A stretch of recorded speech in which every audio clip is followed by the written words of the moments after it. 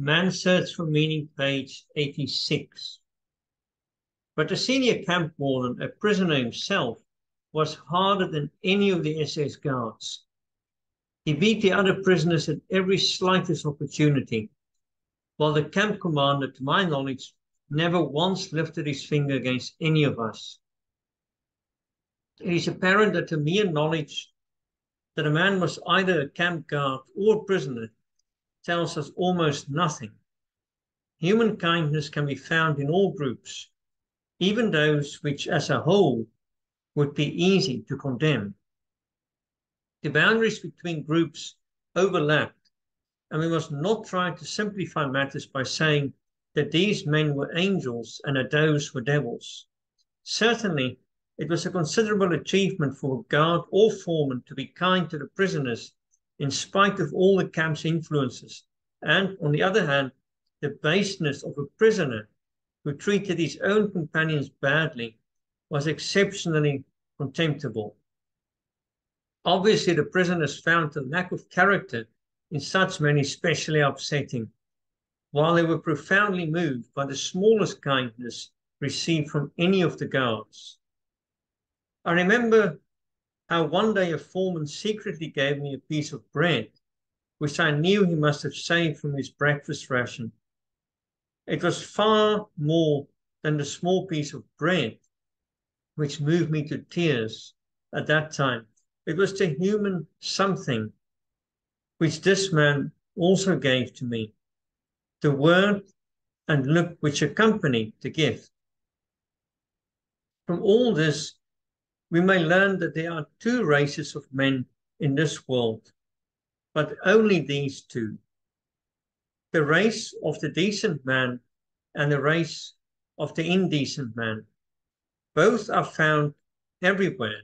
They penetrate into all groups of society. No group consists entirely of decent or indecent people. In this sense, no group is a pure race, and therefore one occasionally found a decent fellow among the camp guards. Life in a concentration camp tore open a human soul and exposed its depths. Is it surprising that in those depths we again found only human qualities, which in their very nature were a mixture of good and evil? The rift dividing good from evil, which goes through all human beings, reaches into the lowest depths and becomes apparent even on the bottom of the abyss, which is laid open by the concentration camp. And now to the last chapter in the psychology of a concentration camp, the psychology of the prisoner who has been released. In describing the experiences of liberation, which naturally must be personal, we shall pick up the threads of that part of our narrative which told of the morning when the white flag was hoisted above the camp gates after days of high tension. The state of inner suspense was followed by total relaxation. But it would be quite wrong to think that we went mad with joy. What then did happen?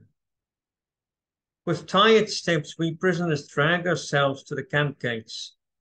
Timidly, we looked around and glanced at each other questioningly. Then we ventured a few steps out of the camp.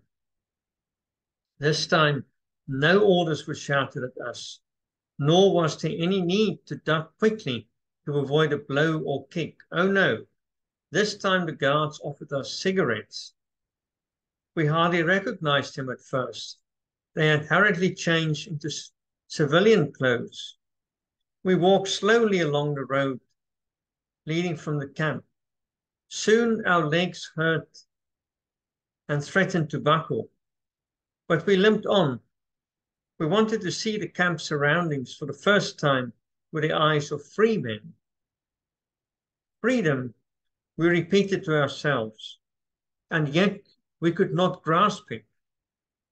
We had this word so long during all the years we dreamed about it that it had lost its meaning. its reality did not penetrate into our consciousness.